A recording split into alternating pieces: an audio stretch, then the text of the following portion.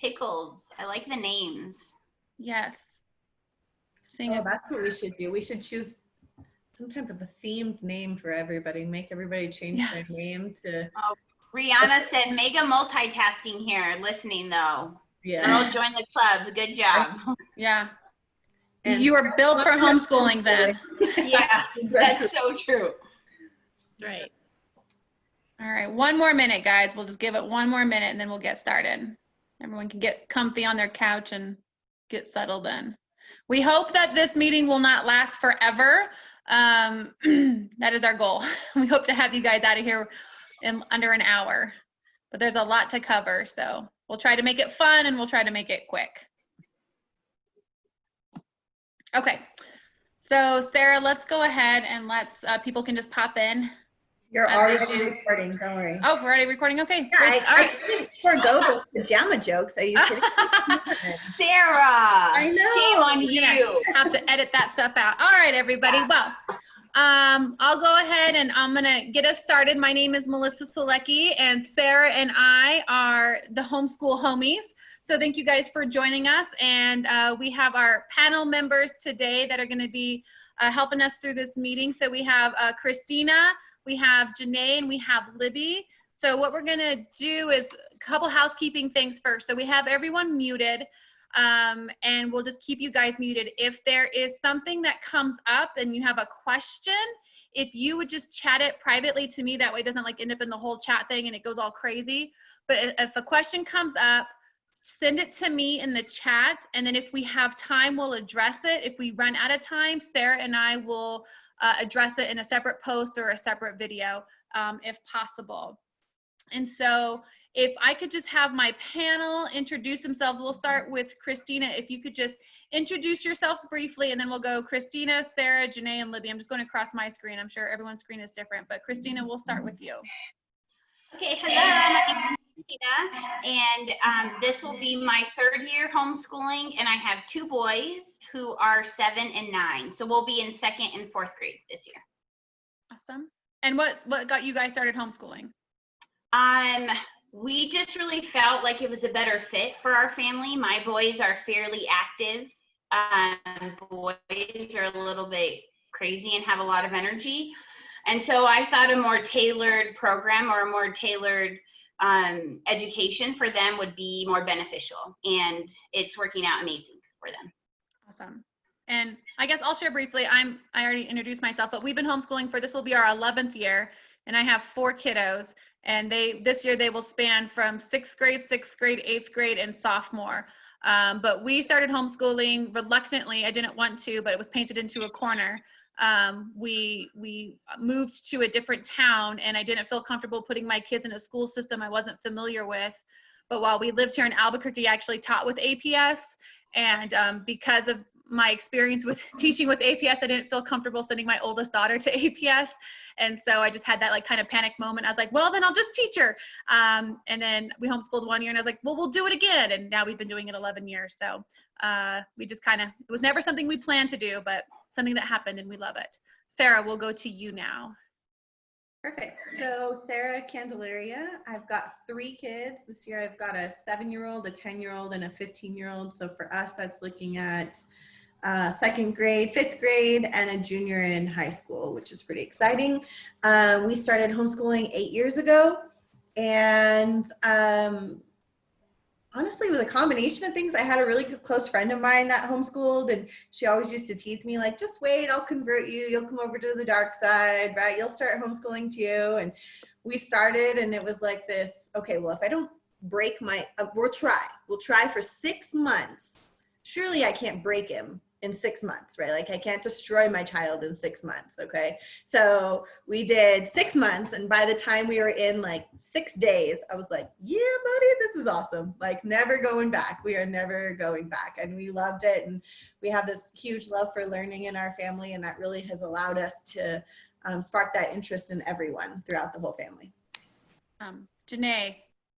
I'm Janae Chin. I have been this is my 17th year starting it.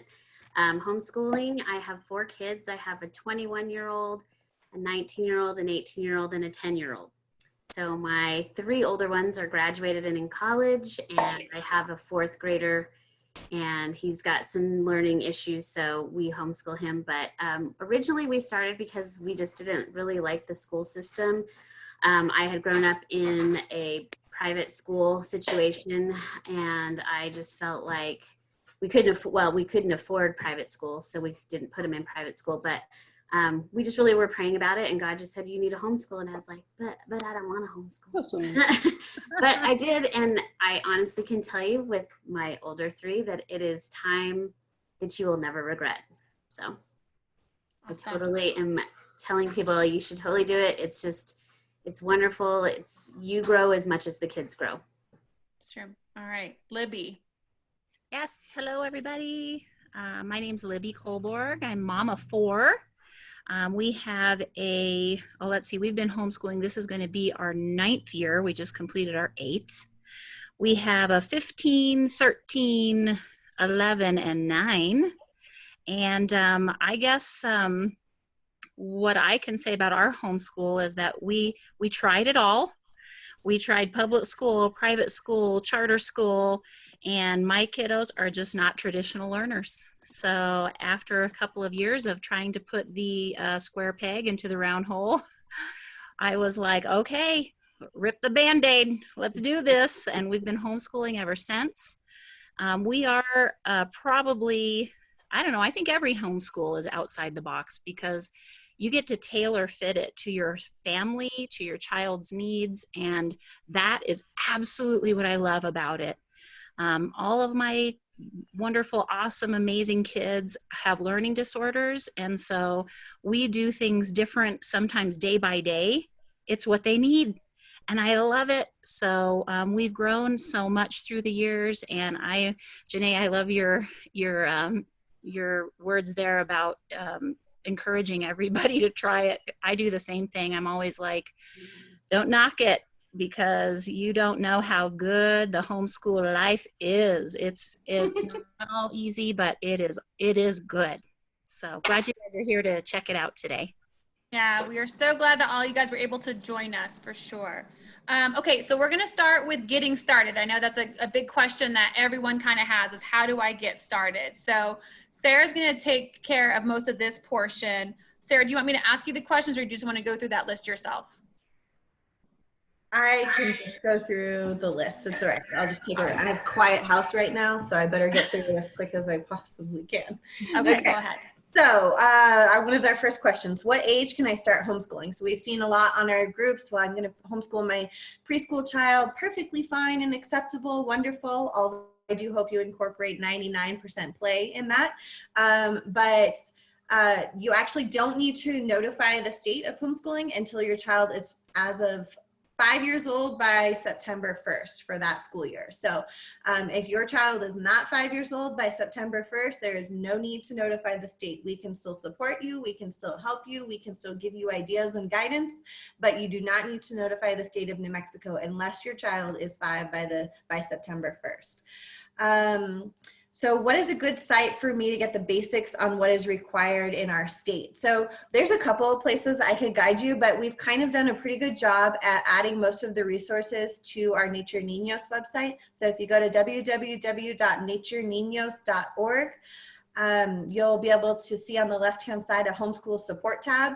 And on that tab is all the resources that we've compiled for you so that you can kind of just go to one place. I can give you a plethora of other websites, and one for this, one for that, one for this, but they're all on that page. So I would suggest visiting that page, and most of the resources there will give you the 101 on getting started in the state of New Mexico for homeschooling.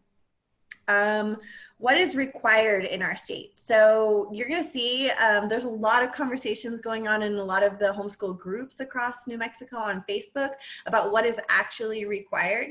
What and we have a video that goes over that. You'll also find that on the Nature Niños website.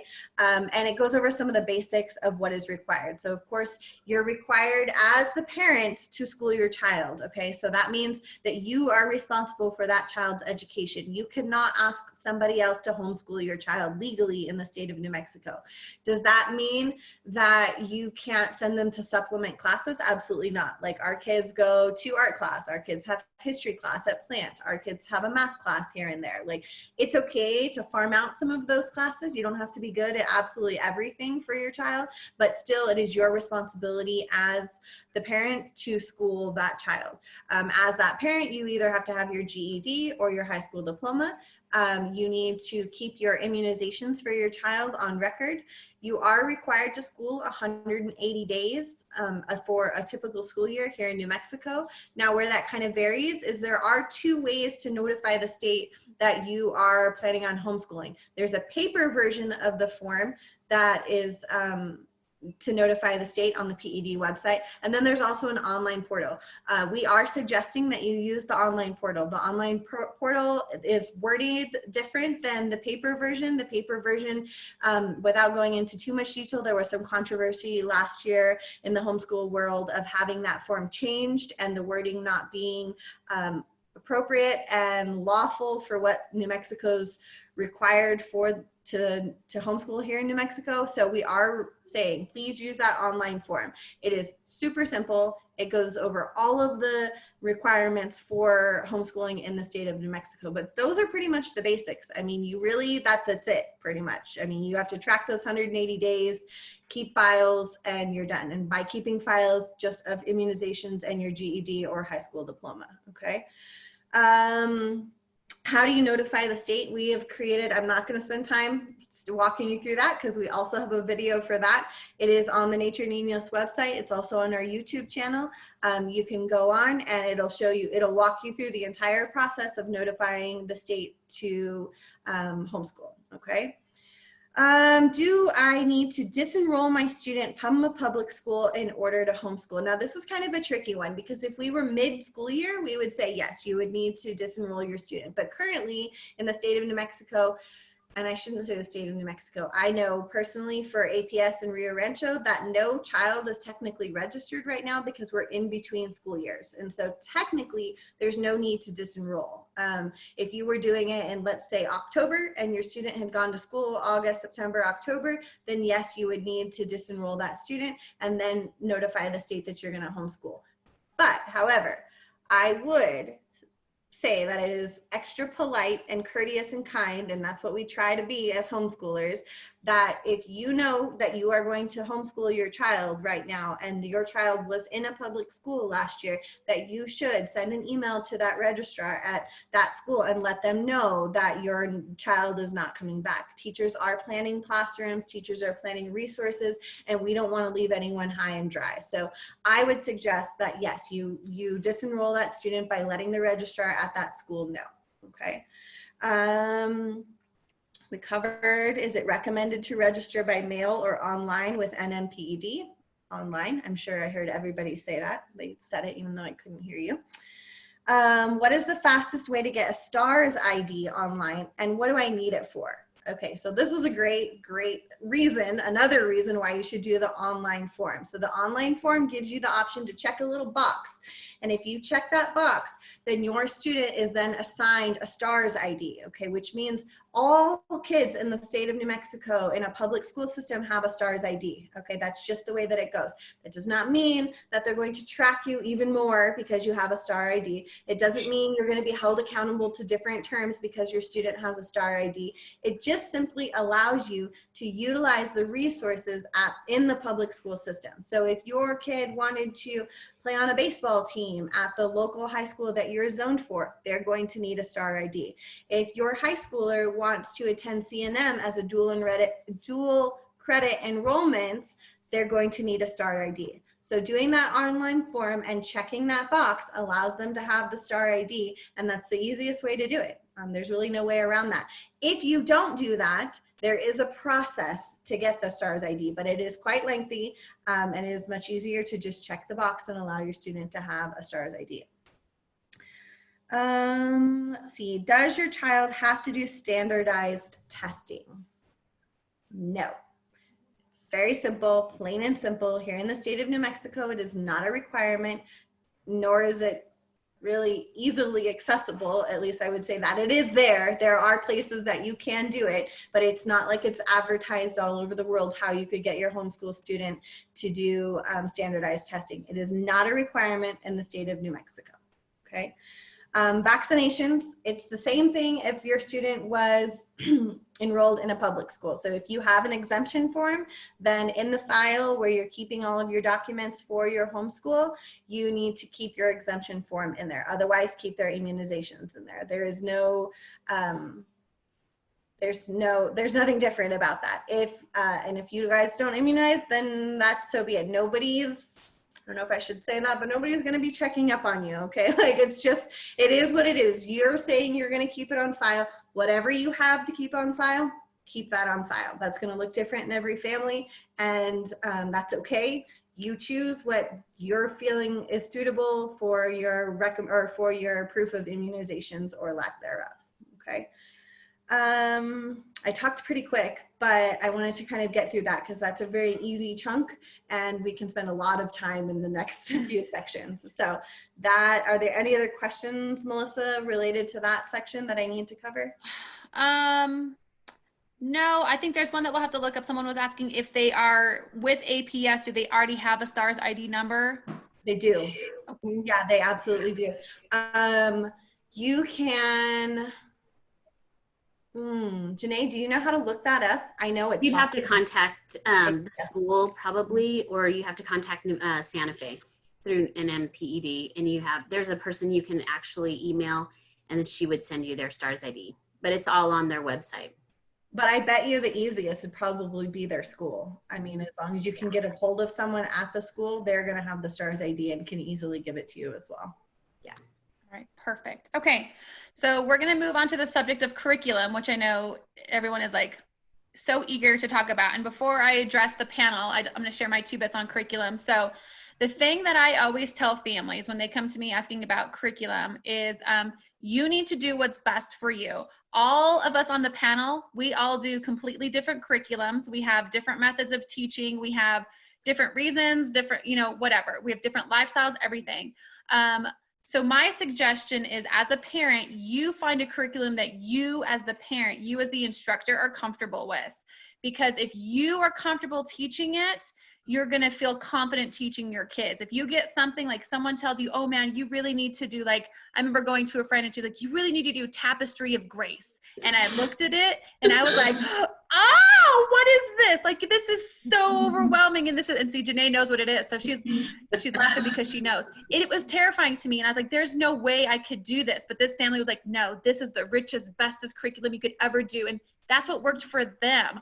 I had to research and find what worked for me and something that I was comfortable teaching with. And when I felt comfortable, then I felt like I could actually teach my kids. So we're not going to recommend specific curriculums because you really need to do the research and find what you're comfortable with, because it is different for every single family. And you're going to be able to adapt that curriculum to what your kids needs. But if you are uncomfortable teaching it, and if it is overwhelming for you, that is going to translate to your kids. And let me tell you, we have gone through like 17 different spelling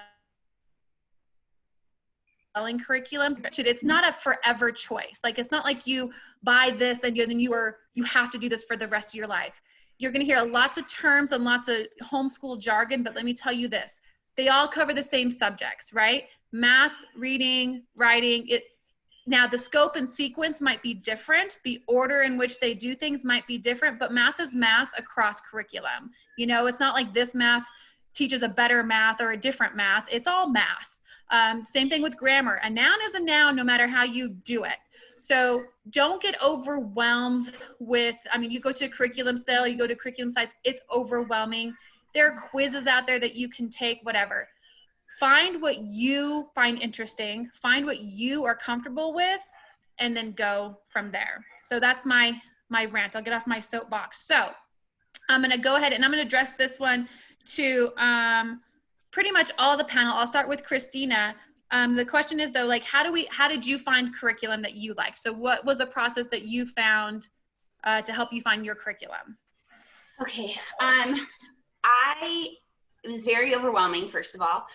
But what I needed to figure out is what type of style I wanted to do. So we settled on a faith-based curriculum. So that is a big deal, whether you are going to get faith-based or secular, and that really narrows it down. So I first figured out that we were going to do a faith-based curriculum.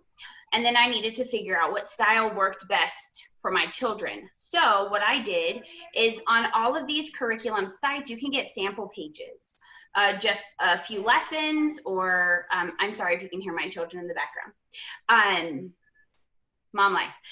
So what I did is I watched a lot of YouTube mom videos of reviews, but that was very time consuming and I was getting overwhelmed. So what I decided to do is print off these sample pages, and then we just did 1 or 2 lessons of whatever curriculum I was contemplating, and then whatever I felt like worked best for the kids is what we went with.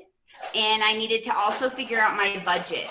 And so luckily in the day and age that we live in, there were a lot of like used curriculum sales or Pinterest ideas, which does incorporate more work on the mom, but sorry. That's what we did. So we are using a Charlotte Mason faith-based curriculum. Do you want me to share specifically what curriculum we use? No. Okay.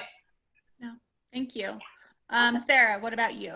Yeah, sure. So I think mine's probably funny actually, because we've used like a million different curriculums, including this year. And some of my kids aren't even using the same curriculums just because it works well for one, it may not work well for the other.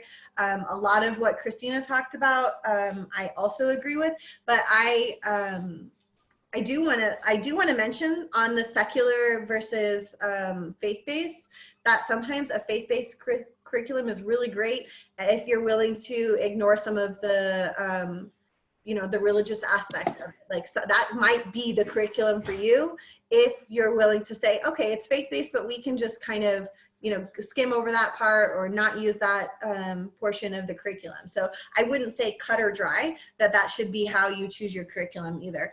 But again, my kids don't even use the same curriculum. And sometimes we go a whole school year not even using the same curriculum. And sometimes I use half of it this year, and then 6 months later, I'm like, we never finished that. And you're kind of like I'm feeling that vibe. So let's pull that back out and let's finish that portion of that.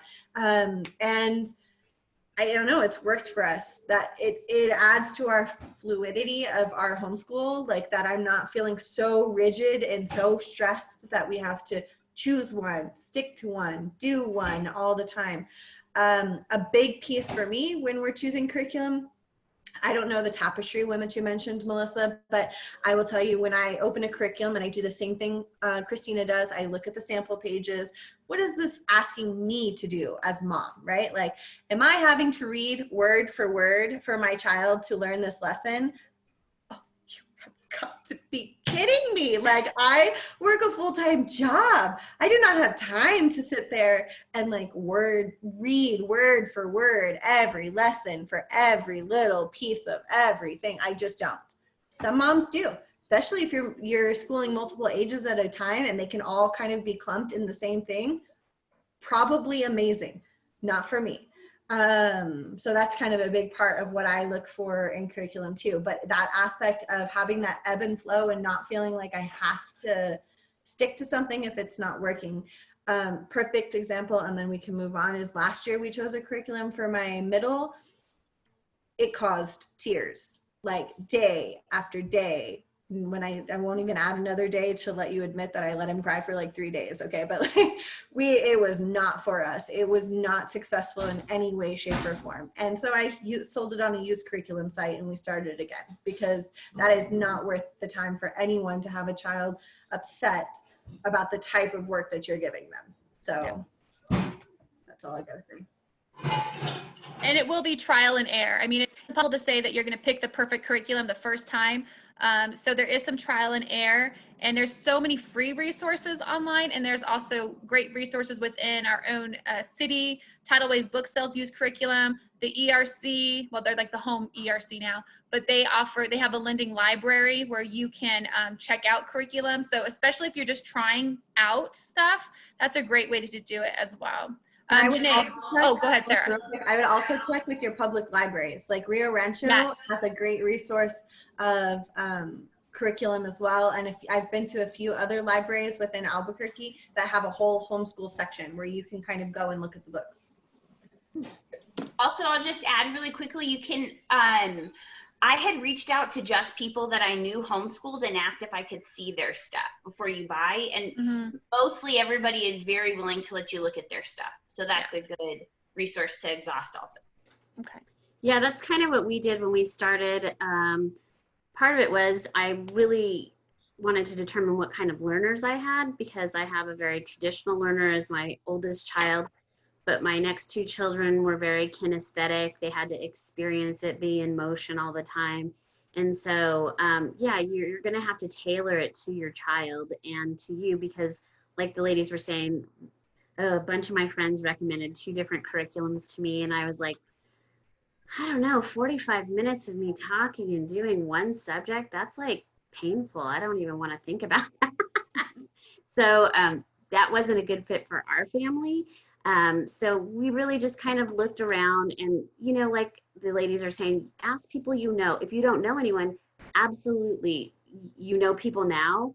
And all of us are like, yeah, let me show you all my cool stuff. So it's not hard. It is overwhelming when you start, but as you school your children, you get to know them better and you get to know how you teach better. So it becomes very easy to pick through things that work and won't work for your kids. And you still make mistakes.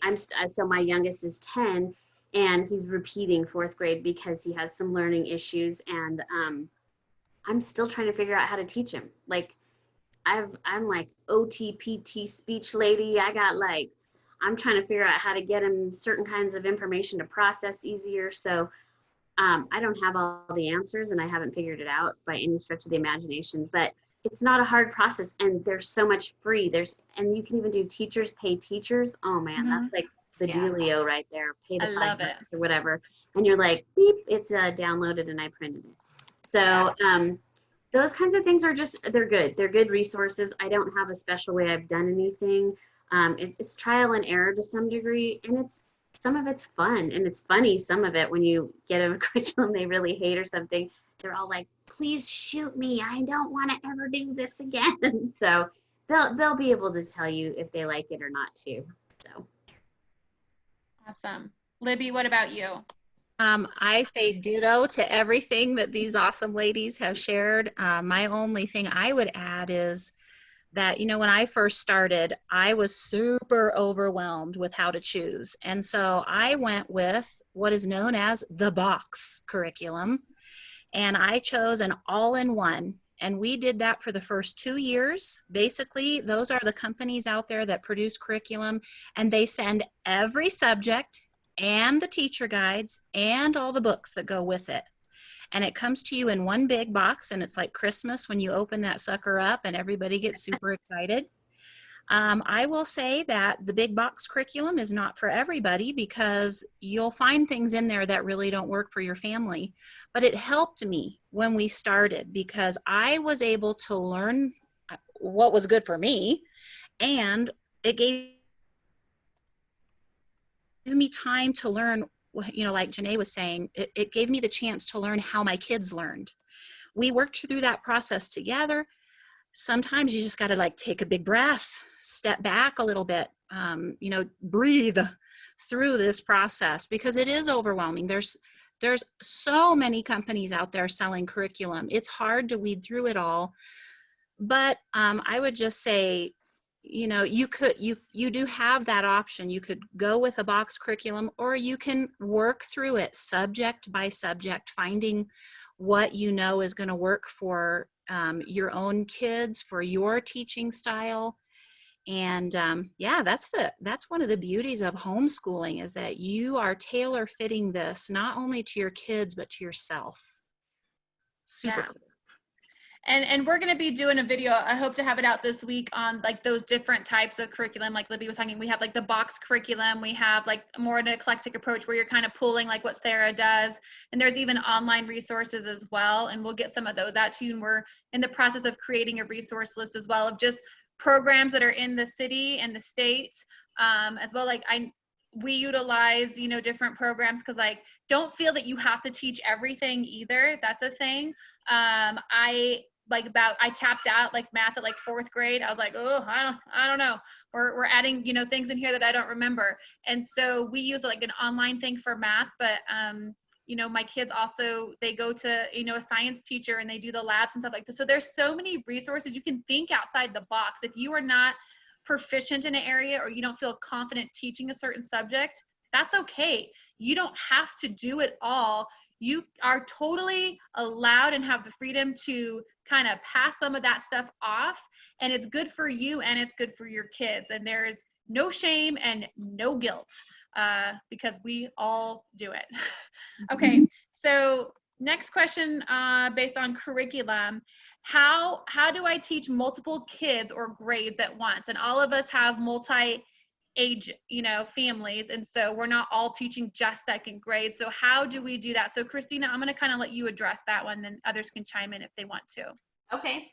I just try to make a schedule of not really a schedule per se like time, but a routine. So my oldest, I have to sit with him for language arts, say, and reading, where my youngest, he can do handwriting and usually history-ish, because there's like some coloring sheets in his curriculum. So I try to flip-flop between the kids. So if I'm working with one, the younger one can kind of do something, or he'll be listening to a read aloud or something like that.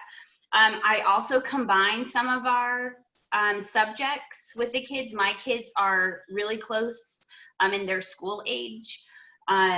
So we combine science and usually history. They both just have extra in history that the other doesn't do, so that I have enough time during our homeschooling time to switch between the both of them.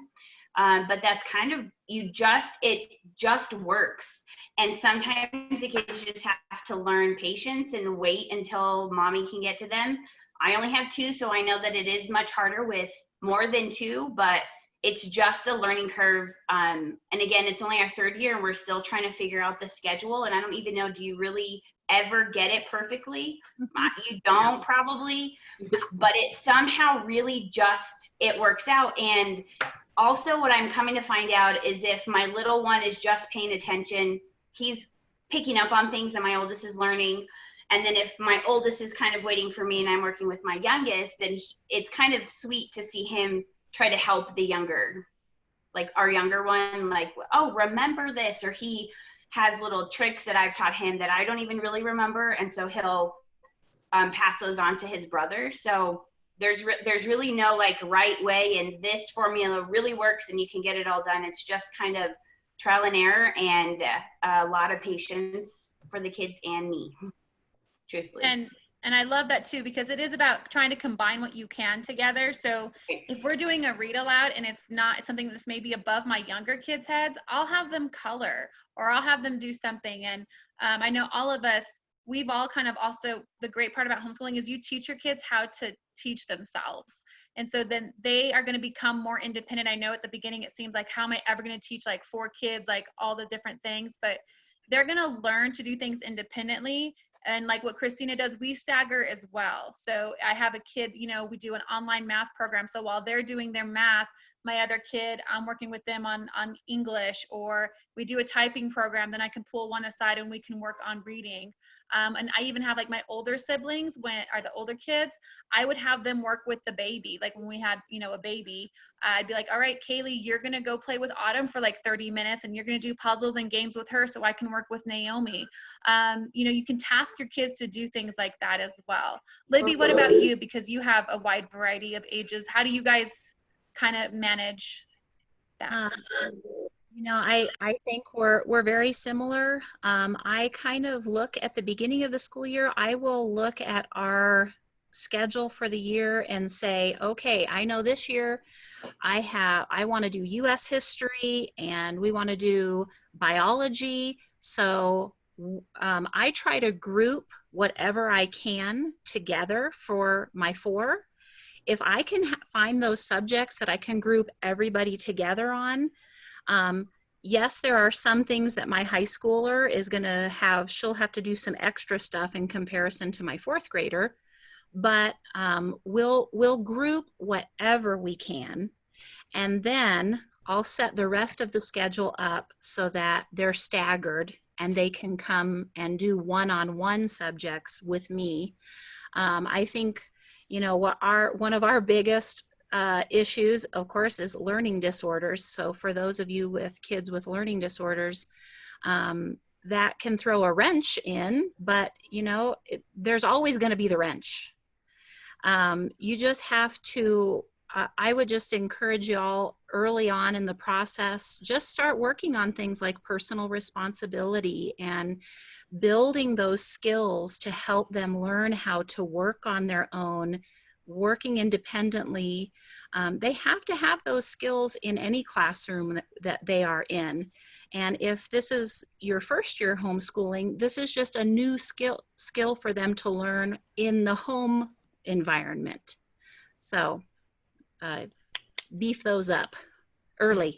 Yeah, and I think that that's a great way to teach them how to become the mentor or the helper for the mom too, because I had 3 that were 3.5 years apart, all 3. So I would teach my oldest daughter, the other 2 would play. And then when they were starting to do, like my middle one would start doing math, and I'd be like, okay, Victoria, help Isabella with her numbers while I'm helping your brother do colors or whatever when he was in preschool. So now it's great because I have 3 adult kids and I can be like, go help your brother learn the math before I just get really angry. So, but it also teaches the older kids a way to, if they can teach it, they know it. So those are great things to do. And I bundled a ton of my stuff together, and it's just doing different gradations of what is required of each age student. And they did great together. And I think the thing is too, I think all of us on the panel can agree that the goal of homeschooling is not to graduate your kid from college at like 7. Our goal is to raise learners that know how to learn. You know, like we are teaching them how to teach themselves and teaching them how to learn. And also for me, my long-term goals for my children are not academic. Yes, I want them to learn how to read and write, but I also want them to know how to be good people and take care of each other. And so they have to take on some of those responsibilities. And here's the other great thing about homeschooling is anything can become a class. So when our house is trashed, I'm like, guess what? Home economics. We're going to clean and dust and do laundry. But guess what? Those are life skills that they need anyway. So Sarah and I kind of, you know, we talk about like we're living together, and so we're learning together. So all these things are a learning process. If we have to go grocery shopping, that's part of school because they are learning, you know, if they, you know, whatever. So don't feel like you're in this box. I'm like, you're going to be at home. You're going to be living together. It's not public school at home. It's not 7 hours of school at home. I know someone asked a question about how many hours it takes to get through a day. All of us are different, but it's typically for us, even with a high schooler, it's 3 to 4 hours now that they're older, but when they were younger, it was less. And it's because we are learning together. Christina.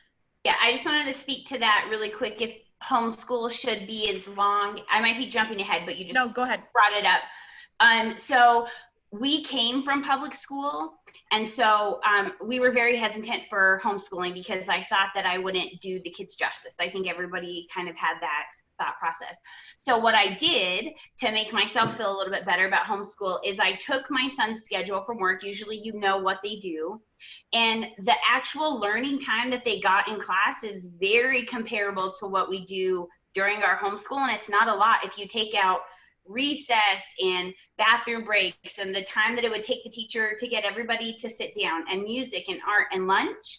They're not in their classroom that much. And then there's one person to go around. So for those of you that are coming from public school, if you have that worry, that really helped me feel like that I could do it, that it was okay what we were doing, and that they weren't missing out by having less hours of school being at home, because it's really not less. Okay, awesome. Okay, moving along. Do you need to save your work and create a portfolio? Sarah, you want to answer that one? Sure. So in the state of New Mexico, you are not required to save any of your work or create a portfolio. I personally do a little bit here and there. And when I say a little bit, like, I'm serious. My kids are probably going to grow up and be like, Mom, where are all the cute papers I wrote when I was a kid? And I'm like, in a recycle bin somewhere, because I don't save them all. I don't have all the space to do that. But we do save some. Like, sometimes they're really good papers or something they're really proud of. Like, those are the moments that we really try to capture. I also, so this is, I think I can share this. I'm just going to go ahead and be extremely transparent. So when I first started homeschooling my oldest, his biological dad wasn't like totally on board with the fact that I was homeschooling. So I kept a really good record of what we did, but his record was his agenda. And so like I had create like, today, this is what I want you to work on. And so by the time the end of the school year, we had just like a regular like notebook with the little clasps in it, you know, that we had put just notebook paper in, and like you could see every day that he worked on stuff, what he really focused on. It didn't say, here's the lesson, this is what we covered, this is how long it took us. It didn't say any of that. It was just quick, simple. We worked on math today, we worked on English today, we worked on this today, and we're done with it. So, you know, that's a really simple way to keep a record if you really feel like you need to keep a record. But in the state of New Mexico, you're not required to. Okay. And on that note, we'll kind of go towards organization. So can you do year-round schooling? Absolutely. You just have to fulfill 180 days. A lot of us actually school through the summer because, one, why not? And then two, just so you know, you're able to take the breaks when you need to take a break. So we take an extra long break at Christmas. If we have a trip or a robotics competition, we're able to take that and we just tack those days on to the end of the year. So as long as you get your 180 days done, you're golden. Best way to log hours, days and hours. Who wants to take that one? Anyone? Well, there's books you can buy if you want to log it in there. I used to buy it a long time ago and I stopped when my kids were in elementary, but there's these well-planned day is one of the day planners, and you can write in and log in your stuff, but it is very tedious and very unnecessary. But if you feel like you want to do that, then there's lots of resources for that. Yeah, I literally have a dry erase calendar on my wall, and I just X out the days that we've done school. And then, you know, we kind of like number down. I start like at 180, and then we're like 179 and whatever, and when we're like, hey, we're done. So it's very high tech and very detailed. It's literally. You want to know how I track mine, Melissa? How do you do it, Sarah? There's 365 days in the year, right? Surely, by the time we get through a whole year, we've done 180 days. Yeah. Okay. That is the reality of it. Like, surely there is no way on the face of this planet we didn't get through 180 days of school. And I'm calling that good. That's like, right. That is me tracking it. It is a right. general assumption. Yeah. So, I mean, you really don't have to do anything like super serious. You can be as detailed as you want, or as Sarah as you want. As long as you get in the vicinity of 180 days. Oh, here's a great question. I don't have an extra room in my home to homeschool. How do I do it? That's okay. I don't either. Me either. Kitchen table, that's where you do it. Yeah. Kitchen table or your porch. Yeah. Or the floor in your living room. Or a hiking trail. Yeah, by the river or hiking trail. I will say having a designated spot for your curriculum or your schoolwork so you know where stuff is a really good idea. That way you're not spending the day looking for like that, oh, where's that history book, or where's that? But you don't have to have a classroom. I actually do have a designated room because I'm one of those people. But we didn't for a long time. But let me tell you, even though we have a designated room, my kids end up on the hammock or out on the back porch or on the couch or on the floor or whatever. So school where you can. You don't have to have a schoolroom. Okay, we kind of addressed this as a homeschool day as long as a public school day, and the answer is no, especially what Christina was saying. If you take out all those transition times, the actual like active learning time is much less than actually a public school day. And so, I mean, I've heard different, equations. It's like 3 to 4 hours. Yeah, and that's for like the upper grades. Like when my kids were in kindergarten, it was like maybe an hour. And I've heard things like 15 minutes for every year old that they are. I mean, there's like little homeschool equations out there, but really when you think about like homeschooling, what are you doing? Like colors, shapes, numbers, letters. You don't need to spend 7 hours doing that. Like don't kill yourself and don't kill your kid trying to do that. Any question or any comments from the panel on hours during a day? And it varies. Like some days we have great days and we're like, wow, we've schooled for like 8 hours because we were totally into it. Other days I'm like, it's been an hour, we're done. The only other thing, and I closed your question, so I don't know if it's coming up or not, but it's what time of the day you school. I just kind of want to mention that. It's like, it doesn't have to be in the morning. You don't have to get up and do schoolwork. We do, but that doesn't work for everyone. It could be the evening. It also doesn't have to be Monday through Friday. You could use Saturday and Sunday. Sometimes we've seen where significant others have weird days off during the week and they'd rather spend it as a family, not focused on school, out hiking together or doing something fun together. Then great, do that and school different days. Nobody cares. Nobody cares if you school on Saturday and Sunday instead of Tuesday and Friday. Like it is perfectly acceptable and you do what works for you. And especially if you are working full time and you're working from home, I know a couple of families that actually do school in the evening because of that, because of the work schedules. Sorry, Christina, you were going to say something? I was just going to say we do that. We school on Saturday. So my husband works every Saturday. And so on his day off, we do mostly hike or outdoor things. And also just the family time. We wouldn't have that if they were in school. And recently he had just worked in Santa Fe. And so he was leaving before the kids woke up, coming home when they were already asleep.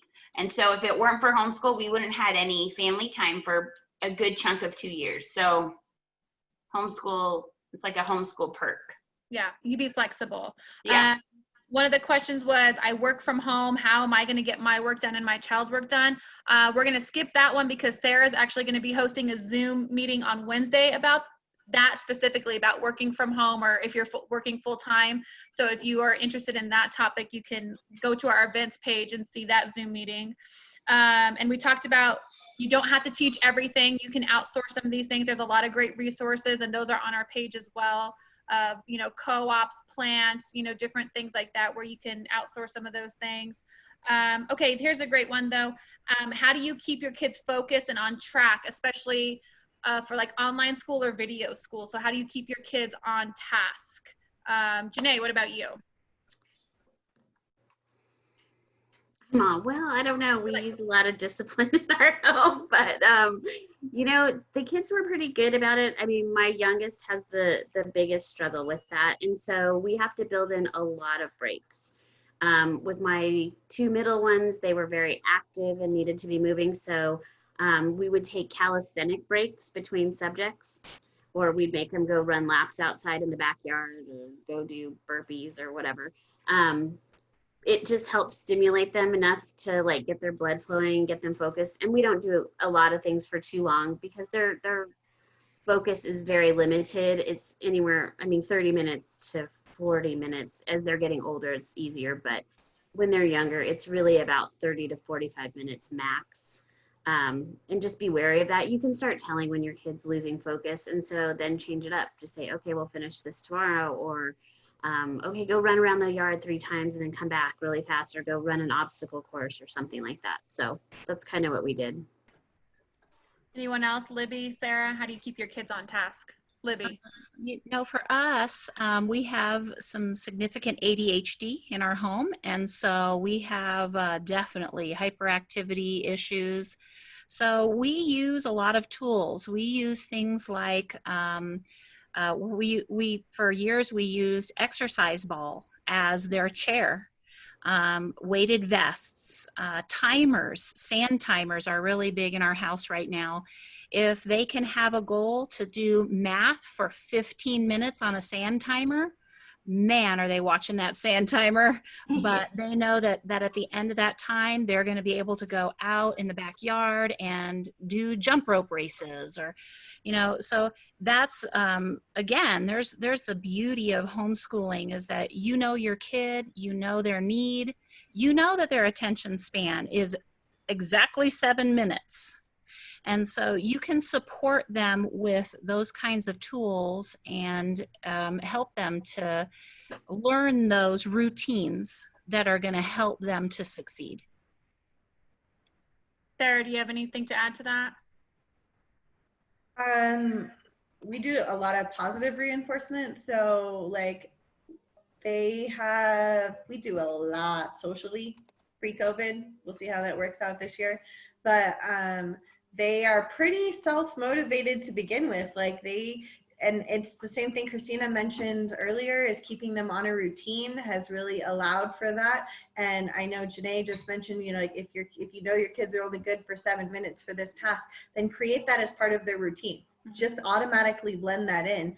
And that's kind of how we've ended up being really successful. I mean, our kids will wake up, they'll get dressed, they'll brush their teeth, they'll eat breakfast, and they'll come to the table. And before I'm out of the shower and done doing stuff in my room, they're already, oh, we finished with this and we finished with that and we're done with that. I'm like, sweet. You know, that means at 1 o'clock today, that scheduled play date, we're going to get to be able to do that because you guys got up and you got on task. And so we try to, you know, enforce it with something fun later on in the day, if it's possible. And we do too. We have like independent work that our kids can do independently, whether it's like penmanship or doing, you know, an audio book or things like that.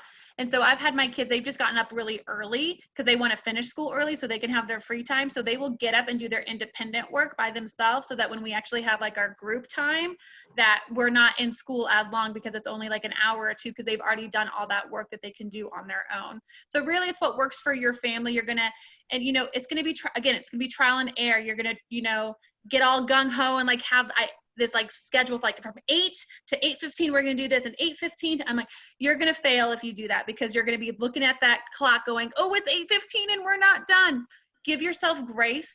Some days are going to be really good, some days are going to just flat out suck and, you know, feel like, you know, a failure. But I remember I had someone tell me, and it was so encouraging, was like, even on those bad days, your kids are learning, right? So maybe you didn't get through the English lesson, but your kids are learning how to deal with a bad day, and that's a life skill. So don't beat yourself up if you didn't get through the entire math lesson without a tantrum. You learned how to deal with a tantrum. You know, your kid learned how to process those emotions, and that's learning as well. So again, it's stepping out of that box and looking at the whole picture, and everything. Okay. So special circumstances. Now, Janae and Libby, they both kind of talked about they have kids with learning differences. So if your child has special needs or medical issues, can you still homeschool? Obviously, they're homeschooling, so the answer is yes. So we've had some questions about, can they receive services through APS? So Janae, let's start with you. Can kiddos receive services through APS? Yes, you have to be tested through APS. So you have to schedule a time. They will come in, you will go in and they will do your testing, and they have to set up an IEP for you and all kinds of other stuff. So yes, you can. We've chosen to do outside of APS because we need more one-on-one, because most of the testing or most of the services within APS, they have far more kids than they can handle and far less time. So like, for instance, one of our foster kids was in speech in APS, and he got speech therapy once a week for 30 minutes a week with 15 other kids. Not super effective. So you do what's best for you and what you can afford, because it can get very expensive, but there's tons of resources. But yeah, you can get them within APS as well. And I will say it is difficult to do it through APS. We have a daughter that's in speech, and we were even trying to find, getting the evaluation done was quite a hassle to even get that nailed down. And then I agree with you, like we've done all our services privately as well, because APS was so difficult to navigate. Libby, what about you?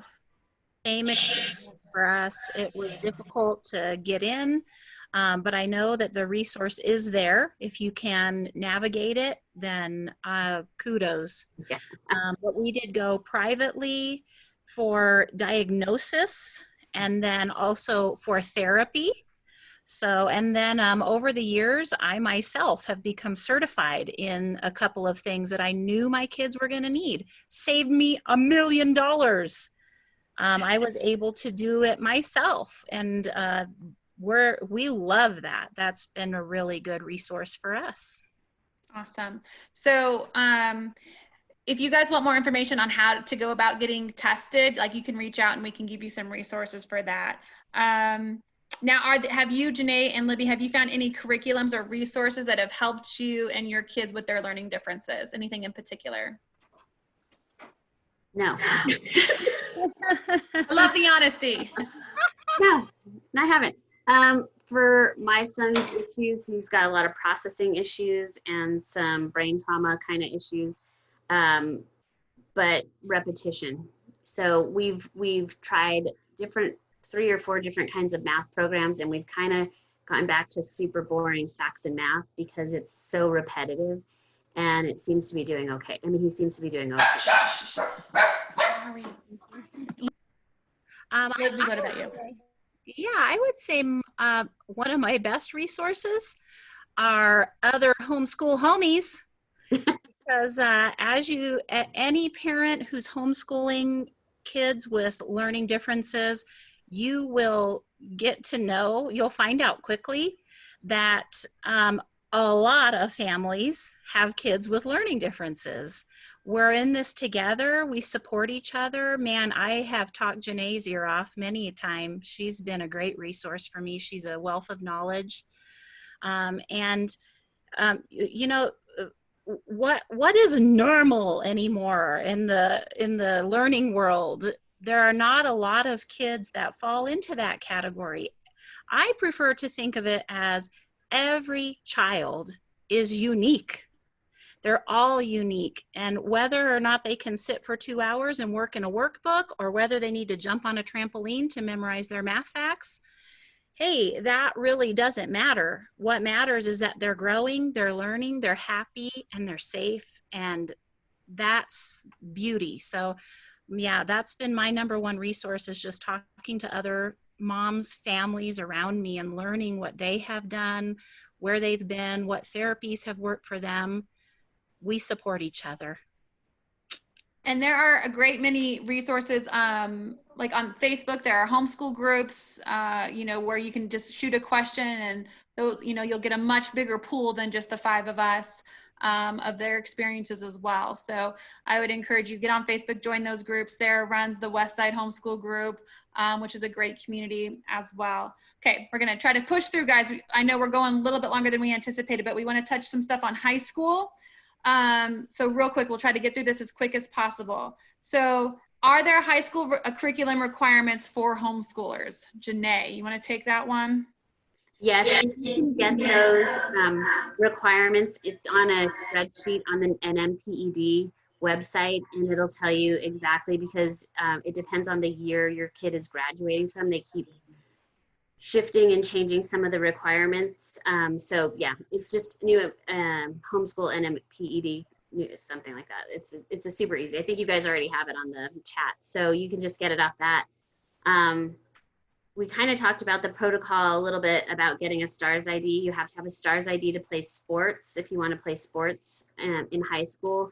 You also have to contact the school itself and see what their policy is, because some schools, from what I understand, and I've known a couple kids that have played in high school, there's no hard and fast rule of what is required and what isn't. So I've had some kids that have been mandated to take at least 2 APS classes in order to play sports. I don't know if that's even legal, but they have been. So they did. And then I've had other students that didn't have to take any APS classes, but they had to do a couple different things. So it really depends on the coaches and the principals. So those are kind of 2 things you need to check into for that. And we do have a video. Sarah, go ahead. That's exactly what I was just going to say. That's it. There's a video. We interviewed a mom that went through the process too, and we made it very clear. It was pre-COVID, and then it's also school by school. And so it will change, but it can happen. And it's not out of the ordinary for a homeschool child to play on a sports team. Yeah. No, I actually have known 2 kids that started out homeschooling, started playing sports for APS, and they ended up moving out of state, and they actually got sports scholarships, even though they continued to be homeschooled afterwards. So totally doable. Okay. Do you want go to ahead. ask questions, or do you want me to just Well, you can go through the questions. That's fine. Okay. How do I get a New Mexico high school diploma and qualify for the lottery scholarship? You basically need to have, if you're going to homeschool, you have to take the GED or the HiSET, which is the new equivalency. And when you do that, you automatically get enrolled into the lottery program, because the lottery program starts 6 months after you take the GED. So homeschooling, you can issue a homeschool diploma, but it's not going to mean a whole lot to some people. Now, some colleges, awesome, great. A great resource, and we hope to interview her soon, is Glenda Durano. And she's actually like a high school, like college counselor type of thing. She's a great resource if you're looking to, graduate your high school and go to college. But as far as like UNM, financial aid, you have to have your GED. So it doesn't really matter, what your kid does. You can't like print out a thing and be like, that's good enough. They'll have to take their GED to be eligible for the lottery. Yeah, they basically don't care about your transcripts that you take to them. Yeah. They say it doesn't matter. We could look at them, but they mean absolutely nothing. So go take the GED. Yes. The GED or the HiSET, well, lucky for you all, I've had 2 kids take 2 different tests. So the GED is just a general proficiency. It's like any other standardized test. Now, if you have children like I do who are not good testers, who are straight A students, but they are not good testers on standardized testing, the HiSET is a really great option. My middle daughter, she took the HiSET last year and she did very well. She scored very well. My oldest daughter took the GED. She scored very well. She's a traditional learner. My middle daughter is not, and she is horrible at taking tests. She has severe anxiety. So that is a great option. And my son's going to be taking the HiSET in the next week. Okay, awesome. See what was next. Do you need to remove your child from NMPED after they graduate? No. Yeah. You just won't register them again, and then that's it. Because when you register to homeschool, you put a projected graduation date, but if you don't register again, they just assume that they've graduated. Yeah. Yeah. And then when you do, and I don't know if we discussed this or not, but when you enroll as a homeschooler, you have to renew your homeschool notification every year. So by August 1st. So once you enroll, you have to redo that every year anyway. So you just obviously want to enroll your kid the next year when they graduate. Okay, so for dual credit, and we actually have a video on dual credit. We interviewed CNM and their dual credit staff. So that's a great resource if you're looking towards that, for more information on that. So I'm not going to really cover that question because we've already covered that in a video. What else? Any other advice for homeschool, Janae? High school is seriously the easiest to homeschool because I know everyone's like, no way. It is. You don't have to be proficient in all of the high school studies. You can farm them out. There are so many.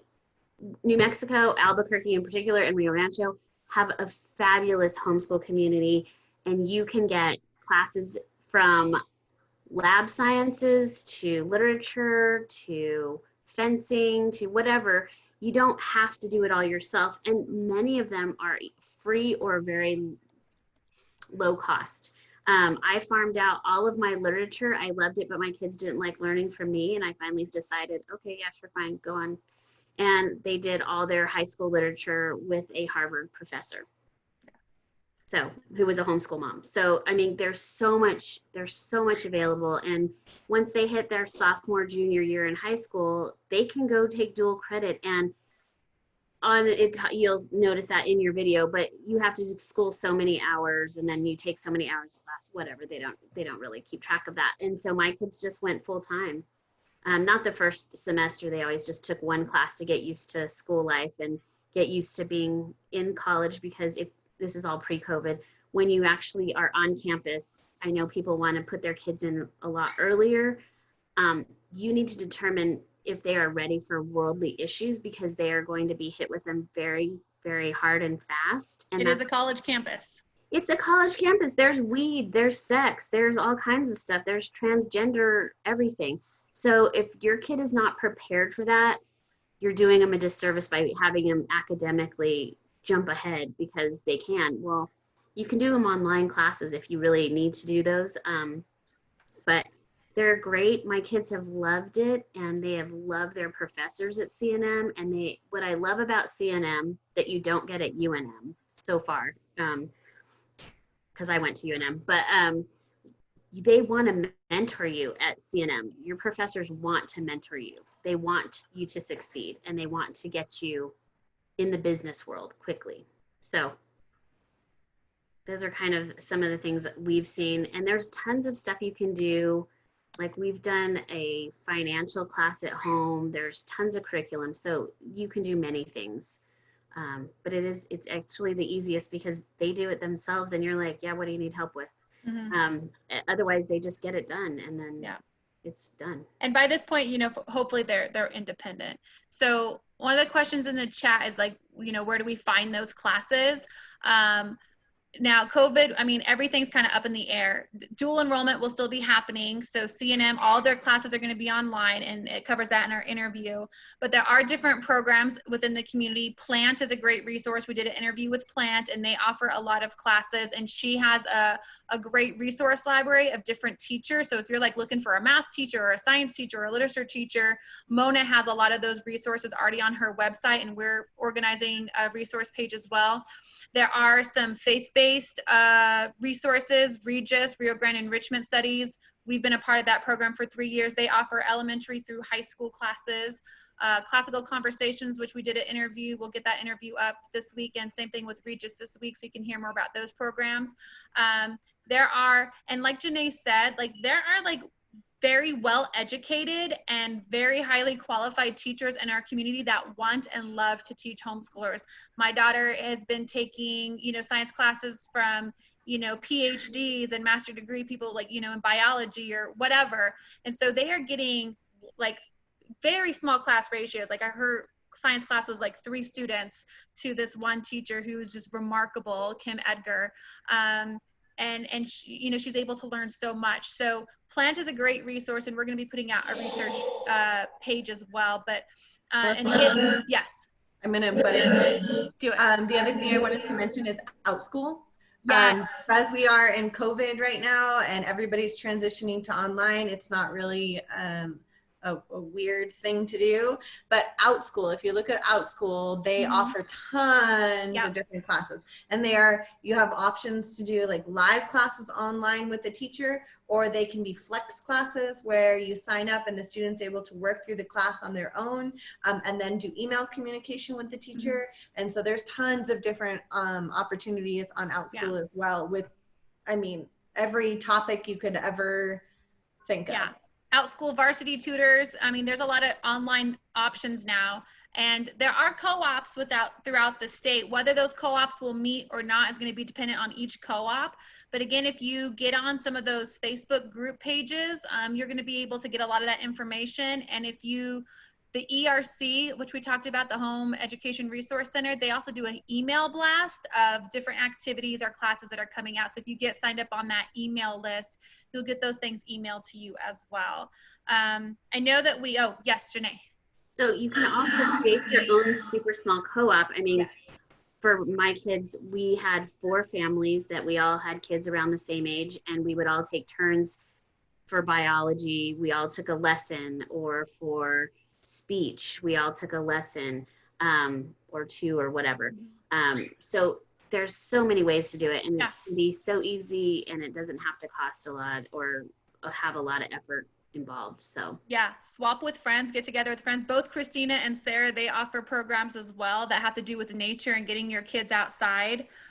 There's just so many different things, and like Janae said too, if there's not something that you see that works for your family, create it for yourself. Libby and I have done, you know, swaps where her kids would come to my house for, you know, a Monday, and we would do just a bunch of STEM stuff, and the kids loved it. So you can work with another family as well.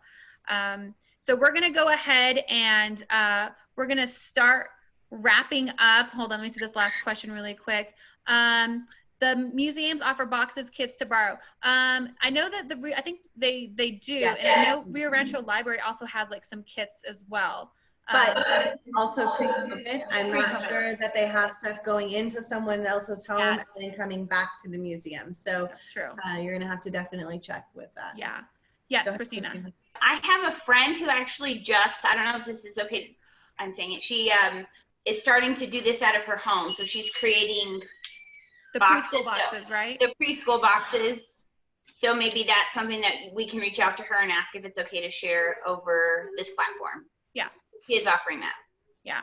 And so the libraries and the museums, they do, but like Sarah said, that's pre-COVID. So we don't know what that looks like now. So you can reach out to them and see if they still do that. But okay, we're going to go ahead and wrap things up. I know we went fast and furious. This is going to be recorded, so you can come back to it if you want. There was a couple questions that we will go, you can go to our website and to the Facebook page and find the videos if you want more details.